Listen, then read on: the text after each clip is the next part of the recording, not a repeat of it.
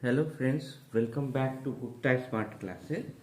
आज हम लोग डेटा स्ट्रक्चर विद पाइथन में जो एक इम्पोर्टेंट टॉपिक है स्टैक, वो करेंगे। एक्चुअली यूनिवर्सिटी एग्ज़ाम में सबसे ज़्यादा question operation on stack chapter से पूछा जाता है।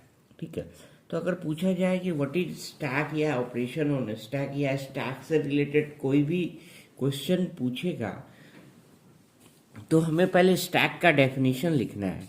तो फर्स्ट लाइन तो ये बताना है कि स्टैक पढ़ेंगे या क्यू पढ़ेंगे। तो स्टैक क्या है? तो stack is a linear data structure. तो ये एक लाइन बताना है स्टैक क्या है। Stack is a linear data structure और it stores item in a LIFO manner और फिलो मैनर। लीफो मतलब last in, L in, last in, first out.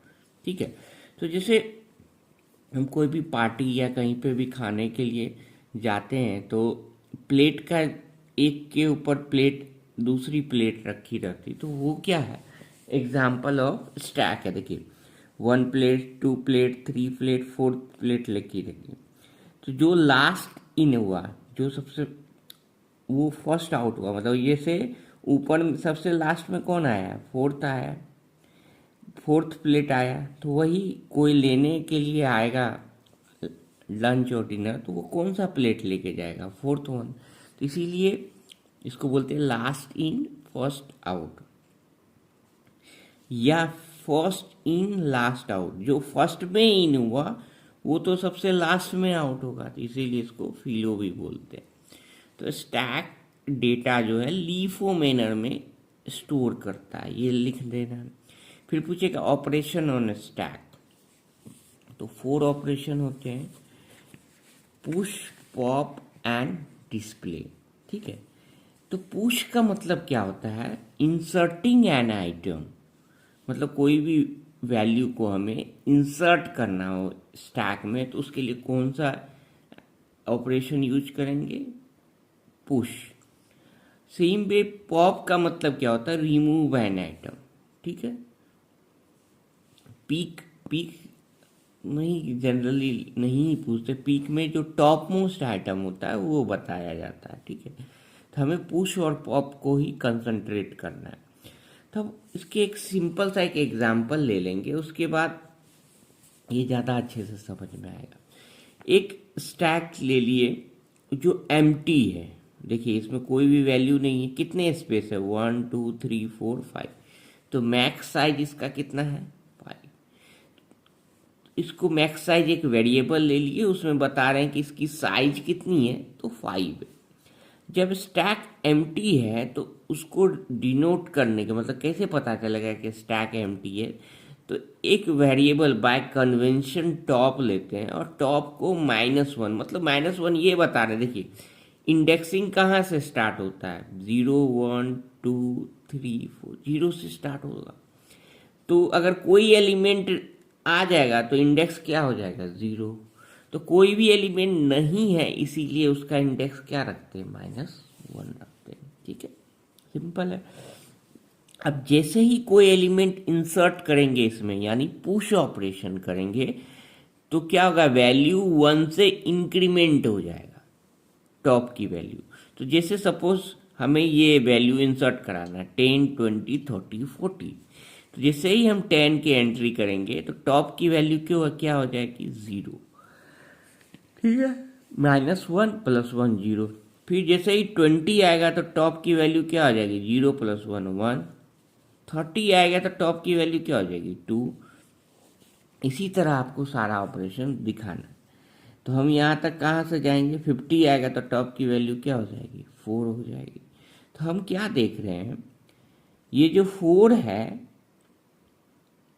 जब टॉप इक्वल टू 4 होता है तो ये क्या हो गया? स्टैक क्या हो गया? फुल हो गया। अगर हम अब कोई वैल्यू एंटर कराना चाहें तो वैल्यू एंटर हो पाएगा? नहीं हो पाएगा। तो नहीं होगा तो इस चीज़ को क्या बोलते हैं? जैसे ही हम कोई और फर्दर वैल्यू एंटर कराना चाहेंगे तो ये वैल्यू एंटर नहीं होगा, तो उसको बोलते हैं overflow condition. Overflow condition in stack. Overflow मतलब कि ये स्टैक फुल है, अब हम कोई वैल्यू एंटर नहीं कर सकते। तो ये बताना, तो ये कब होता है, जैसे देखिए टॉप इक्वल टू 4 पे ये फुलफिल हो गया, और इसकी साइज कितनी थी इस स्टैक की, मैक्स साइज कितनी थी 5, काउंट कर लो 1 2 3 4 5, तो हम बोल सकते हैं कि top equal to max size -1 हो जाएगा। जैसे देखिए यहाँ 5 था तो साइज कितना हुआ 4, तो जब top equal to max size -1 हो जाएगा तो इसे क्या बोलते हैं, ओवरफ्लो कंडीशन इन स्टैक, ठीक है। और टॉप इक्वल टू जब -1 था तो क्या था, स्टैक एम्प्टी था। इन द सेम वे जैसे पुश ऑपरेशन में हम वैल्यू को पुश करते हैं, मतलब एंटर करते हैं, तो पॉप में क्या करेंगे, तो पॉप में वैल्यू को डिलीट करेंगे। जैसे ये मेरा स्टैक था 10 20 30 40 50, अगर 50 को हम पॉप करते हैं, पॉप 50, तो मतलब ये वैल्यू हम डिलीट कर रहे हैं, इसमें से रिमूव कर रहे हैं, तो क्या बचेगा 40 30 20 और 10 बचेगा, ठीक है। तो removal of an item is known as pop operation. इसमें भी जब हम इसी तरह से 50 हटाएंगे, फिर पॉप 40 करके आप लिखोगे, इसी तरह से लिखते जाना है।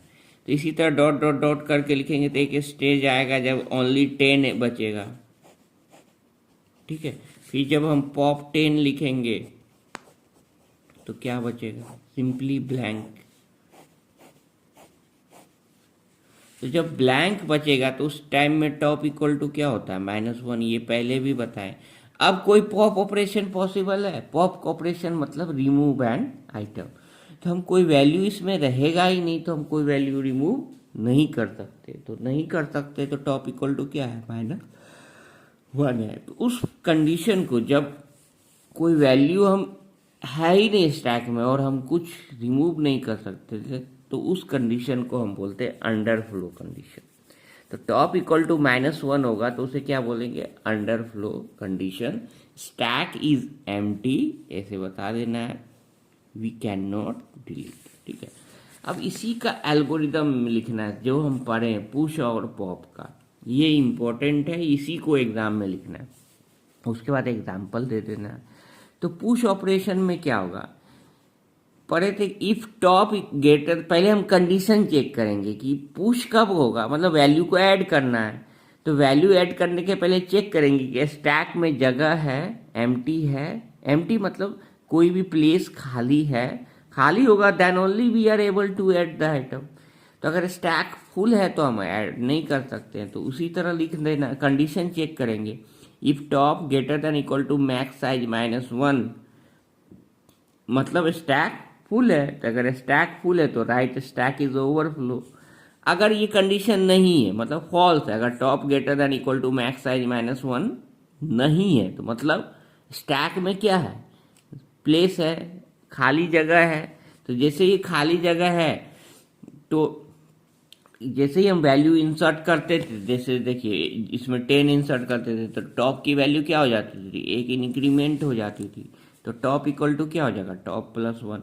और पाइथन में कोई वैल्यू ऐड करना हो तो हम क्या करते थे, अपेंड का यूज कर सकते हैं, append l dot append value कर देंगे जो भी वैल्यू ऐड करना है। तो ये push operation. Same way pop operation में क्या करना होगा, तो पहले सेम वे कंडीशन चेक करेंगे कि स्टैक में जगह है या नहीं, एलिमेंट है या नहीं, तो एलिमेंट रहेगा देन ओनली हम रिमूव कर सकते हैं, तो इसीलिए चेक कर दिए if top equal to -1 then right stack is underflow.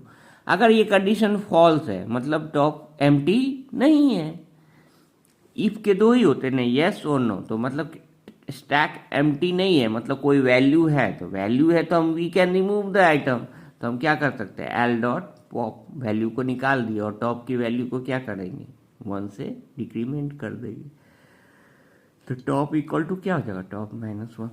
तो सिंपल सा एल्गोरिथम है, फ्री के मार्क्स एग्जाम में।